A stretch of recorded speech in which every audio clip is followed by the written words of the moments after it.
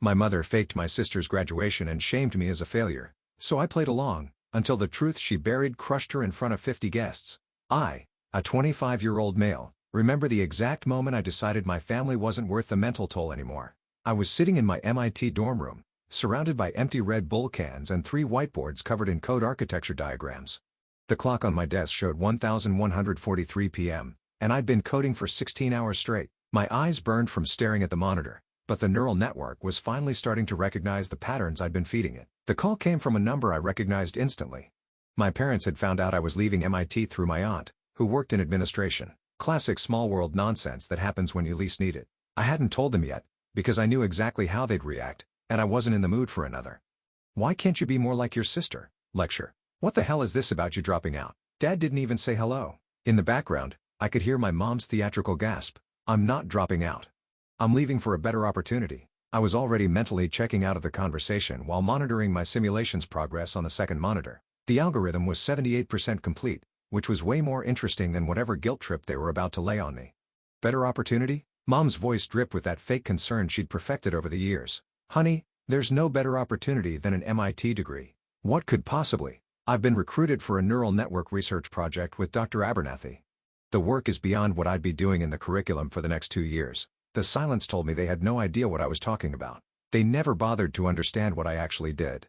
To them, computer stuff was one homogeneous blob that ranged from setting up their Wi-Fi to programming military defense systems. I could have told them I was building an AI to solve climate change, or developing an algorithm to optimize porn download speeds. The blank confusion would have been identical.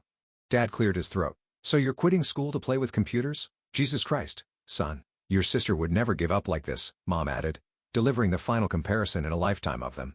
The predictability was almost comforting. At least some things never change. That was it. The last straw in 18 years of being the forgotten kid. "Ellie got knocked up sophomore year of high school, and you both covered it up," I said flatly. "But sure, she's the perfect one." "How dare you?" Dad started, his voice turning into that dangerous low growl that used to scare me when I was 8. I hung up, blocked their numbers, and went back to my simulation. The algorithm had reached 82% progress, unlike my family relationships. 3 hours later, my phone lit up with Ellie's face. Great, the golden child had been dispatched for damage control. "What the actual hell, Daniel?" she hissed. "Mom's crying, and Dad's having a meltdown. You can't just say stuff like that and disappear." "Watch me," I replied and blocked her too. Then I took the battery out of my phone. Dramatic maybe, but effective. I turned back to my code, the blue light of the monitor illuminating my dorm room as I continued working on something that actually mattered. We grew up in a cookie-cutter house in suburban Atlanta that looked exactly like every third house in the development. Beige siding, fake shutters, and a 2-car garage that displayed my parents' mediocre life choices. Dad sold insurance to people who didn't need it. Mom taught elementary school and brought home her teacher voice every day, and Ellie was the golden child from day one. Every family photo on the mantle featured Ellie front and center, usually holding some trophy or medal, while I stood awkwardly in the background, looking like I'd been photoshopped in as an afterthought. In our annual Christmas card photos, I was always positioned slightly behind bar, like a backup actor waiting for the star to get laryngitis. In the 2012 photo, you could only see half my face because the photographer was so focused on getting Ellie's good side. When I won the state robotics championship in 10th grade, my parents skipped it for Ellie's volleyball game. She was a bench warmer that season, and played exactly 4 minutes. They recorded it like it was the Olympics. Meanwhile, I accepted my trophy in an empty auditorium with just my physics teacher clapping politely in the background. I didn't even tell my parents about it until 3 days later, when they noticed the trophy in my room and asked if it was for that computer club thing. When I explained what it was, my dad nodded and said, "That's nice. Did you clean your bathroom this week?" The investment difference was obvious and quantifiable. Ellie got private tutoring at $65 per hour when she struggled with basic algebra. I taught myself Python at 13 using library books and YouTube videos on our terrible home internet with a download speed that made dial-up look cutting edge. By senior year, I was getting recruitment emails from top universities. MIT offered a partial scholarship based on the encryption algorithm I'd developed that got picked up by a tech blog. The blog called it revolutionary and potentially game-changing for data security. My parents called it nice when I showed them the article, then asked if I'd taken out the trash. Ellie applied to the University of Georgia because her friends were going there, and the party scene was supposedly epic. Those were her exact words at dinner, and my parents nodded like she'd announced plans to cure cancer. When my MIT acceptance letter arrived, Mom glanced at it and said, "That's nice, honey," before turning back to helping Ellie with her UG application essays. When Ellie got her acceptance with a partial volleyball scholarship 2 months later, they threw a catered party in the backyard with 50 people. At my celebration, Dad grilled burgers for the four of us and said, "Don't get too cocky up there with all those nerds, most of them wash out by sophomore year." Mom reminded me to be practical since not everyone makes it through programs like that, and maybe I should keep community college as a backup plan. Meanwhile, they'd already bought Ellie Ugg merchandise, were planning campus visits, and had started a dorm essential shopping list that included a $300 comforter set. Mom spent 6 weekends in a row hunting for the perfect desk lamp for Ellie's dorm. The crazy part? I wasn't even surprised, just numb to it, like watching a movie I'd seen too many times to be emotionally invested in anymore. I'd reached the point where their favoritism was so transparent it was almost fascinating from a psychological perspective. After leaving MIT, I moved into what was basically a closet with a toilet in Cambridge, $1,800 for 350 square feet. The place smelled like the previous tenant's curry experiments, and the neighbors fought at 3 a.m. regularly, but it had high-speed internet and was close to the lab where Dr. Abernathy's team worked. My apartment included a shower that ran either scalding hot or Arctic cold with nothing in between, a kitchenette where you couldn't open the fridge and the cabinet at the same time, and a mattress on the floor that I picked up from a guy on Craigslist who definitely had murdered someone on it. My only real friend through all this was Zach, a CS guy who dropped out a year before me to join a startup that was either going to make him a millionaire or bankrupt him by 30. Probably both. He had the kind of manic energy that either builds empires or ends up with restraining orders. When I told him my plans, he didn't judge, just asked what equipment I needed and helped me move my stuff from the dorms. The first month was brutal. I lived off ramen, microwave burritos, and enough energy drinks to make my urine glow in the dark. I lost 15 pounds of what little muscle I had and probably gained several vitamin deficiencies that'll come back to haunt me when I'm 40. After 6 weeks, the bathroom ceiling started leaking rusty water whenever my upstairs neighbor showered. The landlord's solution, a bucket and a promise to look into it that was about as reliable as a political campaign promise. I set up my most expensive equipment on the opposite side of the room and accepted that Mold was my new roommate. I named him Gary. Gary the Mold was more supportive than my actual family and required less maintenance. Zach would stop by with groceries, finding me in the same position I'd been in 12 hours earlier, surrounded by empty protein bar wrappers and coffee mugs growing their own ecosystems. I think one of them was developing sentient life faster than my AI project was progressing. "Dude, when's the last time you showered? You smell like you died last week and no one's found the body yet. What day is it?" I'd reply without looking away from my screens. One night, during a 40-hour code marathon, I hallucinated that my keyboard was melting and the characters were crawling up my arms. Zach found me passed out face down on my desk the next morning and dragged me to the shower, fully clothed, turned on the cold water and refused to leave until I ate an actual meal. The cold shower was actually an improvement over my normal shower temperature options. "You can't revolutionize AI if you're dead," he said. "Also, you're 2 days away from scurvy. When sailors in the 1700s are eating better than you, it's time to reconsider your life choices." The irony wasn't lost on me. I'd left my family to prove I could make it on my own, and here I was, barely functional without Zach making sure I didn't accidentally kill myself through neglect. But there was a difference. Zach was helping me because he genuinely cared, not because he expected anything in return. Between the sleep deprivation, malnutrition, and cognitive strain of the research, I lost track of time. Days blurred together in a caffeine-fueled haze. I'd work until my vision blurred, pass out for a few hours, then start again. Dr. Abernathy had to implement a mandatory no in the lab between 2 a.m. and 6 a.m. policy after he found me asleep under my desk for the third time in a week. "Your brain's not a sprint engine. It's a marathon runner," he told me, confiscating my lab key. Even Tesla had to sleep sometimes. Tesla was celibate and talked to pigeons. "Not my career blueprint," I countered, and died alone, surrounded by said pigeons.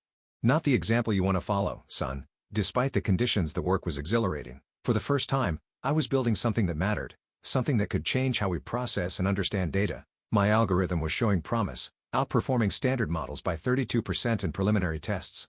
I was actually happy. After 8 months of silence, my mom called from a new number. I half expected her to start speaking in code words about the package and the drop. "It's Christmas, Daniel. Families should be together at Christmas." Her voice had that martyred tone she used when playing the sacrificing mother. I almost hung up, but something stopped me. Maybe it was the 2 cans of Monster I just chugged. Or maybe it was the fact that I'd been talking to my rubber-ducted bugger for so long I was starting to hear it talk back. Either way, I agreed to come home for 2 days. It was a mistake on par with Microsoft's Clippy. "Zach drove me to the airport. Text me when you get there so I know they haven't murdered you and buried you under the deck." "Your optimism is touching," I replied, grabbing my bag. "Seriously, though, don't let them get in your head. You're doing something important." The flight was uneventful, except for the guy next to me who kept trying to tell me about his cryptocurrency investments. I pretended to be deeply interested in the safety card until he finally took the hint and put his headphones on. The safety card, in the event of a water landing, Your seat cushion can be used as a flotation device. In the event of returning to my family, nothing could save me. Walking into my parents' house felt like stepping into a time warp. Nothing had changed, except there were even more photos of Ellie on display. It was like walking into a shrine dedicated to the cult of mediocre sister achievements. New additions included photos of Ellie at what appeared to be a sorority formal, and Ellie with her new boyfriend, a guy who looked like he had been generated by an AI program to create a generic fraternity guy number 7. My mom hugged me, making a show of how much she'd missed me. Dad gave me an awkward shoulder pat, like I was a coworker he barely knew. "You've lost weight," Mom said, managing to make it sound like both a concern and an accusation at the same time. Ellie looked me up and down before smirking. "Wow, you look tired. I guess the real world is harder than you thought, huh?" My sister had perfected the art of cruel comments disguised as concern, delivered with a smile so you couldn't call her on it without looking like the jerk. Dinner was psychological warfare disguised as a family meal. Every conversation circled back to Ellie's achievements: her internship with a financial firm where she mainly made coffee and flirted with executives, her boyfriend Tyler from a good family, her plans to graduate with honors despite struggling to pass basic statistics. Meanwhile, I got exactly 2 questions about my life. 1, when I was going back to finish school, asked with the tone of, "When are you going to stop being a disappointment?" 2, if my apartment was safe because clearly Boston was a war zone compared to the mean streets of suburban Atlanta. The breaking point came when Mom brought out a photo album, not just any album, a custom leather-bound collection titled Ellie's Journey, chronicling her college experience so far. Look at her orientation week, and here she is at her first college formal with Tyler. Doesn't she look gorgeous? Oh, and this is when we visited for Parents' Weekend. There was a separate section for her volleyball achievements, including photos from games my parents had traveled to see, games that had happened during the same months I was setting up my research and living off packet noodles because I couldn't afford groceries. They'd driven 6 hours to watch Ellie sit on a bench and cheer occasionally, but couldn't be bothered to check if I was literally starving in Boston. "Mom, no one wants to see all these," Ellie protested with fake modesty, the kind that's actually fishing for more compliments. She was practically preening. "Nonsense. Daniel wants to see what his sister's been up to while he's been away." Mom's tone sharpened. "Some of us actually stick around instead of playing with computers in some dirty apartment." Ellie snickered. "Yeah, bet those MIT dropouts aren't exactly lining up to hire the other MIT dropouts. What do you guys even do all day?" Mom just gave that smile. "Sweetheart, be nice. Your brother is trying his best with the abilities he has." I got up without a word and walked to the guest room, started packing my bag. My mom followed. "What are you doing?" "It's Christmas Eve." "I'm leaving." "Don't be dramatic. I'm just sharing family photos." I zipped up my bag. "Family photos of one family member. That's not fair. You're the one who disappeared. What am I supposed to do? Pretend I don't have photos of Ellie's life?" I walked past her. Dad was in the hallway now, arms crossed like he was a bouncer at an exclusive club I wasn't cool enough to enter. "Running away again?" he asked, blocking my path slightly. Moving forward, I corrected him. "Your mother put a lot of effort into this holiday. The least you could do is stay through Christmas morning." "The least I could do." Interesting phrase. The least they could have done was acknowledge my existence in a meaningful way at any point in the last 20 years. But apparently we were all falling short of expectations tonight. I called an Uber from the front lawn. It was 30 degrees and starting to snow, but standing in the cold was still better than another minute in that house. Uncle Jim came out with my coat. "They're idiots," he said, simply handing it to me. "Keep doing your thing, kid." Uncle Jim had always been the only sane one in the family. He'd made his money in commercial real estate and never married, which made him both the financial success story and the family mystery. My parents alternated between asking him for investment advice and pestering him about why he wasn't settled down yet. "Thanks for being the only normal person in this family," I told him. "Nothing normal about me," he replied with a wink. "Just got good at spotting nonsense early. Ellie's the golden goose, but you're the real deal. They'll figure it out eventually." I doubted it, but I appreciated the sentiment. The Uber arrived and I left without looking back at the house. As we pulled away, I saw my mom standing in the doorway, one hand over her heart in that practiced pose of maternal suffering. It would make a great Christmas card. By May, everything had changed. My research had been peer-reviewed and validated. Harvard offered me a position that actually paid real money, not just survival wages, but enough to live like a functioning human being. The consulting work had turned into a legitimate career with serious income. I'd upgraded from my murder mattress to a decent futon and occasionally remembered to eat green things. I even owned a second towel now. Not because I was splurging, but because living like a functional human meant basic necessities weren't luxuries anymore. Dr. Abernathy, the research director who'd hired me, started introducing me as Dr. Daniel at meetings. When I pushed back, Abernathy just waved it off and said, "I know you didn't defend a thesis, but no one's going to question it after what you built." First time in my life someone gave me more credit than I deserved rather than less. It felt strange, like wearing someone else's clothes. The algorithm we developed was attracting serious attention. 3 major tech companies had made acquisition offers, and the Defense Department had reached out about potential applications. Dr. Abernathy said my approach to neural network architecture was paradigm shifting, which sounded like academic hyperbole until I saw the data myself. We weren't just incrementally improving existing technology. We were building something fundamentally different. I still lived simply, still worked too much, but now I had direction and recognition from people who actually understood what I was building. I'd moved to a slightly better apartment, one where the shower temperature had 3 settings instead of 2, cold, hot, and skin melting. My new place had actual windows that faced something other than a brick wall, and the kitchen was big enough that I could open the refrigerator door without hitting the stove. Pure luxury. Zach's startup had actually taken off, proving that occasionally the universe doesn't completely screw over good people. He'd upgraded from his dying Civic to a Tesla he could barely afford but loved showing off. From ramen to ridiculousness, he called our trajectory. He'd swing by my place in his absurdly expensive car, wearing clothes that still had tags on them because he hadn't quite adjusted to having money yet. "Dude, you could afford a way better place now," he'd say, looking around my modest apartment. "I'm investing instead," I'd reply. Compound interest is more satisfying than granite countertops. The truth was, I was saving everything I could. Not because I had specific plans for it, but because having financial security was the ultimate screw you to people who thought I'd fail. Every dollar in my investment account was a dollar of independence, of never having to ask for help from people who'd proven they wouldn't give it. Then the gold envelope arrived in the mail, like some kind of fancy bomb. It was heavy cardstock with actual wax sealing the back, like we were suddenly living in Downton Abbey instead of 21st century America. Inside was an invitation in flawless calligraphy. "You are cordially invited to celebrate Ellie's graduation from the University of Georgia." No personal note, no acknowledgement of our estrangement, just my mother's handwriting on the envelope and a formal invitation inside. It was the perfect encapsulation of my family dynamics. All appearance, no substance, a beautifully wrapped empty box. I almost threw it away, but something stopped me. Maybe it was time to show up as myself, not as the failure they imagined, but as the person I'd become. Or maybe I just wanted to see their faces when they realized I hadn't ended up in a ditch somewhere. Zach thought I was insane. "These people are emotional vampires. Why go back for more? It's like you're volunteering for psychological waterboarding." "Because I'm done hiding," I said, "and maybe I want to see their faces when they realize the son they wrote off is now Dr. Daniel." "That's either the healthiest or unhealthiest thing I've ever heard you say," Zach replied, shaking his head. "I can't tell which." "Me neither," I admitted, "but I'm going anyway." The day of Ellie's graduation party, I wore a simple blue button-down and slacks. I wasn't there to impress anyone. No Harvard insignia, no visible signs of my success. I wanted them to see me, not my credentials. Zach insisted on dropping me off. "Text me if you need extraction, I'll be 10 minutes away," pretending to shop at Target like I need more stuff in my apartment. The Tesla turned heads as we pulled up to my parents' suburban street. Another time, I might have appreciated the irony of arriving at my sister's celebration in a car that cost more than her entire education. My parents' house looked exactly the same. White brick, perfect landscaping, American flag by the door, like they were auditioning for a mortgage commercial. The only difference was the fleet of cars parked outside. Luxury SUVs and sensible sedans belonging to family, friends, and relatives. The backyard had been transformed with fairy lights, catered food stations, and a massive "Congratulations, Graduate" banner hanging over a professional photo display of Ellie in cap and gown.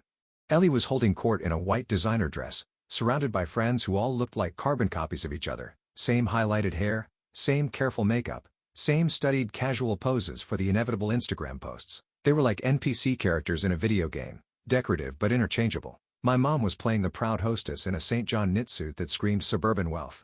My dad was manning the bar in his country club casual attire, and various relatives I barely recognized were scattered around, looking impressed by the spread. The catering included a carving station, a raw bar, and what appeared to be a professional barista making custom coffee drinks. The whole setup probably cost more than my entire emergency fund. For the next hour, I watched the celebration unfold from a distance. People with frozen smiles would stop by my table with carefully curated questions. "So, what have you been up to? Any plans to go back and finish school? Living in Boston still? Such an expensive city." I gave vague answers and watched them mentally file me under the family disappointment. One aunt kept referring to my work as my computer hobby, like I was building model trains in a basement somewhere. Uncle Roger asked if I was still doing that coding thing with the tone of someone inquiring about a teenage phase they expected me to outgrow. Then my mom clinked her glass for a toast, the universal signal for enforced family nonsense. "We are so proud of Ellie today," she began, voice carrying across the yard, full honors, scholarship recipient, and now headed to Morgan Stanley in New York. "This is what happens when you commit to excellence and actually finish your education." She looked directly at me. Not everyone's path is so straightforward, of course. Some take detours, some never reach their destination at all. Her smile turned cruel. You dropped out. Maybe you'll make it as a mall security guard. I hear they're hiring people who can't finish things. People clapped, laughing. Ellie beamed. I sat perfectly frozen. Taking the chance to humiliate me was expected, but it's okay. A few more minutes. My phone buzzed with a text from Dr. Abernathy. Car's on the way. Press briefing in 2 hours. Ready? I replied simply, yes. The timing was almost too perfect. If I believed in a higher power, I'd think they had a sense of humor and excellent dramatic timing. 3 minutes later, a black town car pulled up to the curb. Not just any town car, a Mercedes S-Class. The driver, wearing a charcoal suit that cost more than everything in my parents' closets combined, walked directly to me in the backyard. Conversations stopped. Heads turned.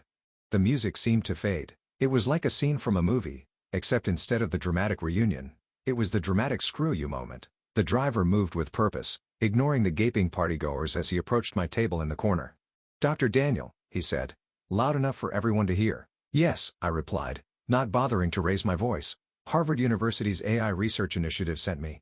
You're needed for the announcement briefing in 2 hours. I felt every eye in that backyard on me could practically hear the mental gears grinding as they processed what was happening. Dr. Daniel, Harvard, important enough to send a car, important enough to be summoned to a press briefing. I'm ready, I said, turning to look at my mother. Her face had gone pale, glass frozen halfway to her lips, like she'd blue-screened. Ellie stood next to her, mouth slightly open in a pose less flattering than any of her curated Instagram shots. Dad was doing that thing with his jaw that happened when he was trying not to look surprised. I didn't smile, didn't gloat, just nodded once at my parents and walked to the car. Nothing says I've succeeded beyond your wildest expectations, quite like being whisked away by a fancy car in the middle of someone else's celebration. As I slid into the back seat, I caught Uncle Jim raising his glass to me from across the yard. The press briefing was about our breakthrough in neural network architecture and its implications for data security, nothing I couldn't have rescheduled. But Abernathy understood the situation and had arranged for the university's executive car service as his own subtle middle finger to my family. Sometimes science needs a little theater, he told me when I'd mentioned the graduation party, especially when dealing with people who don't understand science. But wait, it gets better. When I returned to my hotel that night, I had a text message from a number I didn't recognize. It's your cousin Megan. Got your number from Uncle Jim. Need to talk to you about something important. Can I call you? I was curious enough to say yes. Megan had always been neutral territory in family politics. Not particularly close to me, but not openly hostile either. What she told me was better than any revenge I could have planned. That whole graduation party? It was fate, she said without preamble. Ellie failed 3 classes this semester. She still has 2 semesters left before she can graduate. Your mom staged that entire thing because all her friends' kids are graduating on time. Are you serious? I asked. Deadly? I work in the registrar's office at UGA. Ellie's on academic probation. That Morgan Stanley job? It's contingent on her graduating, which isn't happening anytime soon. They'll yank the offer when they find out. Your parents already took out a second mortgage on the house to cover her extended tuition and that party. Dad's insurance business is down 40% this year. The irony was too perfect. My sister, the golden child, had been living a lie this whole time. And my parents, rather than face reality, had thrown a fake graduation party, complete with professional photography and catering, all to keep face. How long have they known? I asked, trying to process this new information. Your parents? At least 2 months. Ellie got the news right after spring break. Your mom called the registrar's office personally to see if there were any special arrangements that could be made. She tried to donate money to the athletic department to make Ellie's grades disappear. It almost turned into a scandal. It was so pathetically on brand, I couldn't even be surprised. The entire family dynamic was built on illusions. The successful insurance salesman who was actually drowning in debt. The perfect daughter who was actually failing out of college. The disappointed son who was actually revolutionizing his field. Thanks for telling me, I said to Megan. You deserve to know. Also, that car thing today? Legendary. Aunt Karen is still having a meltdown about it. Called me asking if I knew you worked at Harvard now. I laughed for what felt like the first time in years. Let her keep wondering. The next morning, I had an email from my mother. The subject line read, "So proud of you." The body was brief, "Darling. We had no idea you were doing such important work. Your father and I would love to hear all about it. Also, things have been a little tight lately with Ellie's tuition and the party expenses. If you're in a position to help the family out, we'd be so grateful. Love, Mom." No apology. Just a cash grab now that they knew I was successful. The nerve of this woman was truly impressive. I waited 2 days before calling her. Just long enough for her to think I might actually be considering it. Just long enough for her to start planning how she'd spend my money. "Daniel, I'm so glad you called. We were all so impressed by, cut the nonsense, Mom. I interrupted. I know about Ellie. Silence. The kind of silence that has weight and texture. What about Ellie? Her voice had that dangerous edge it got when her perfect facade was threatened. I know she failed her classes. I know she's not graduating. I know the whole party was staged. More silence then. Who told you that? Was it Jim? He's always been jealous of. It doesn't matter who told me. What matters is you're still playing the same game, still creating the same false narratives. And now you want my money to fund them. That's not fair. We've supported both our children. I actually laughed. The absurdity was too much. Supported? You threw a fake graduation party for Ellie that probably cost more than my annual rent while I was eating ramen for months because you couldn't be bothered to help with my apartment deposit. We would have helped if you'd stayed in school. You chose to leave. And now I'm with a position at Harvard while Ellie's on academic probation. Funny how that worked out. I could hear her grinding her teeth through the phone, probably worried about what this would do to her standing in the neighborhood gossip hierarchy. The thought of having to explain to her tennis friends why Ellie wasn't actually working at Morgan Stanley in the fall was probably giving her hives. Her entire identity was wrapped up in having the perfect daughter with the perfect life. The reality didn't fit the narrative she'd been crafting for 2 decades. So you won't help your family after everything we've done for you? What exactly have you done for me, Mom? Name one thing in the last 5 years. The silence told me everything I needed to know. She was probably mentally scrolling through a list of imaginary sacrifices, trying to find one that sounded plausible. Don't contact me again. Not for money. Not for holidays. Not for anything. We're done. I hung up and blocked her new number too. Took about 30 seconds before I got a text from my dad's phone. Didn't even read it. Just blocked that one too. This wasn't a negotiation or a discussion. It was a severance. Uncle Jim texted me later that day. Heard you nuked the bridge. About time. Drinks on me next time you're in town. Zach chimed in next. So did you cave and Venmo them for Ellie's tuition emergency fund? I replied. Does MIT offer a degree? No, Lamau. That's my boy. I never attended another family event. Never responded to the sudden flood of interest from relatives who had written me off. My success wasn't their story to claim, and their failures weren't my problem to fix. The invitations kept coming for a while. Holidays, birthdays, random family gatherings. Each one went straight into the trash. The text from Ellie started angry, turned manipulative, and eventually stopped completely. She'd spent her entire life being the favorite. She had no idea how to exist in a world where that didn't matter. The best part? 6 months later, Zach and I sold our first algorithm patent. The check had enough zeros to make my eyes water. I bought exactly 2 things to celebrate. A high-end coffee machine and a plane ticket for Uncle Jim to visit Boston. The rest went into investments. 2 years in, my investments had quadrupled. I bought a brownstone in Cambridge, cash. No mortgage. While my parents were secretly refinancing their house to cover Ellie's repeated attempts at finishing college. Meanwhile, my algorithm was being licensed by 3 companies, each paying more annually than my dad made in 5 years selling insurance.